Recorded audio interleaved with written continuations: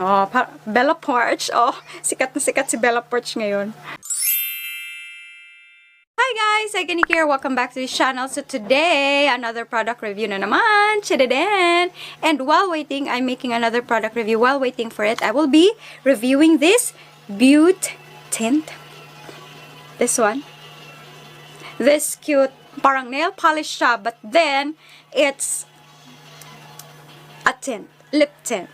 And ito try natin kung maganda ba siya. Lip and cheek stain tint, pareho lang yun. So it is from Beauty Derm, and then gusto ko lang i-share sa inyo guys kasi matagal na to dito sa akin, but then ito lang talaga ang time na ma-review ko siya. Gusto ko lang i-share sa inyo, and magpa-product review tayo lately, di ba? So, ito siya. Nakuha ko na yung plastic. Meron siguro akong ilalagay na video na nakuha ko yung plastic. Ay, naku, chicken. So, ganito siya, guys. Nahin natin dito. Oh. Parang siyang orangey, which is, I like. Hindi siya red. Tingnan natin kung kakasaba siya sa ating lips. Sorry guys, hindi ako nag-lip balm. Sana nag-lip balm tayo. Pero, why not? Mag-review tayo ng lip product eh. Okay lang. Lagay natin sa ating lips. Sa inner part.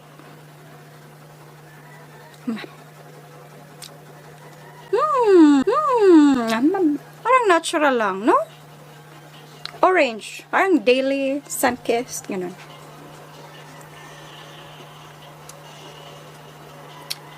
Paano kaya? Kung lalagyan natin buong lips, maginaw siya sa aking lips. Pero usual naman yung mga lip tints sa inner part lang, pa yung pag-gradient effect. Okay guys, ang texture niya, it's like parang gel. Hindi siya katulad ng ibang lip tint na pakak, dry agad paglagay nyo.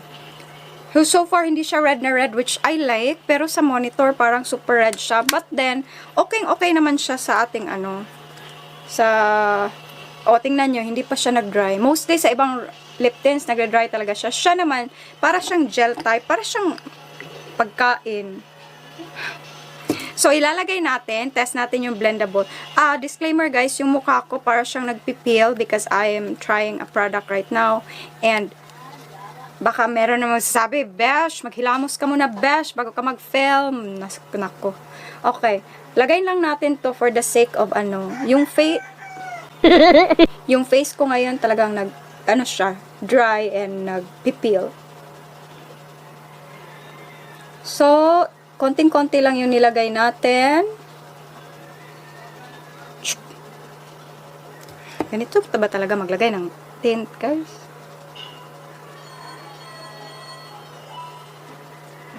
Yan. And then, blend natin. Hala.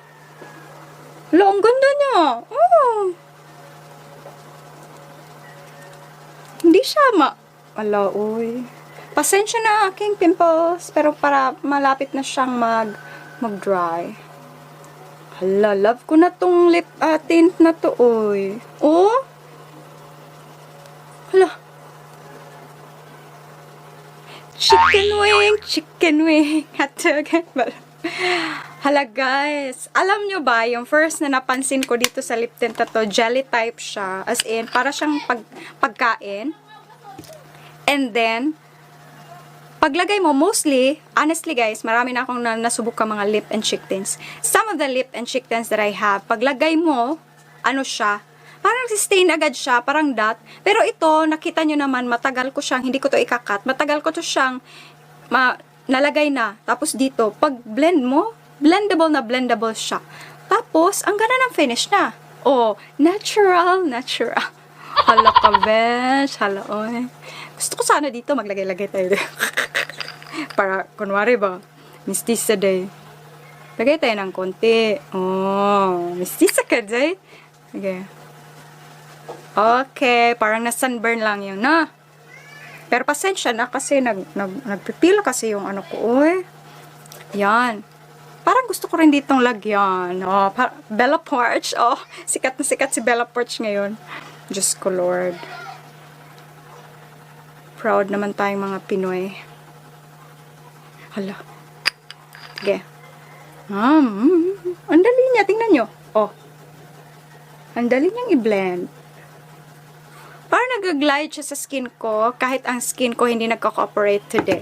Nag-glide siya sa skin ko kahit hindi nagko-cooperate yung skin ko today. So, magti-tiktok na ako nito, besh. Pero ito, minus.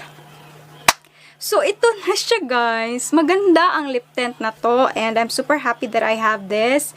Matagal na pala siya dito sa aking mga kit na dapat i-review. But so, yan na guys. Ito na yung review ng ating Beauty Derm.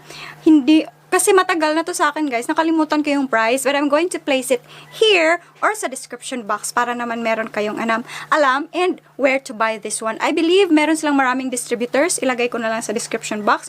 Kung meron man sila mga distributor na mahanap ko nito. Kasi dito lang kasi siya. Gusto kong ma-review for you. And I wanted to use it kasi pag ganun ko, akala ko talaga nail polish. So pag ganun ko, ay, hala, lip and cheek tint pala today. So ginamit ko na lang kasi lalabas tayo ngayon. And we're back with my oily face. Grabe guys, I was out and meron lang akong ginawa. I had to do some errands for my lola and now I'm back with this oily face. Katatapos ko lang kumain. Meron naman mag-comment na meron daw tinga yung ngipin ko. My God. So, yun na nga guys. I'm back. I just wanted, kasi nabitin ako doon sa lip tint na ni-review ko. So, I just wanted to let you know guys na 10 yon, and then right now it's almost 2 p.m. Asan ba yung ko? So 10, 11, 12, 1, 2. So 4 hours. So ito na yung nangyari sa lips ko. Meron pa siyang konting tint, as you can see. And then dito rin sa cheeks ko, kahit super oily na siya. I don't want to blot kasi sige, mag-blot na lang tayo. Tissue lang na dito sa akin, besh. Walang budget. Wala akong blotting paper and I don't... Ay, meron pa pala. I thought wala na.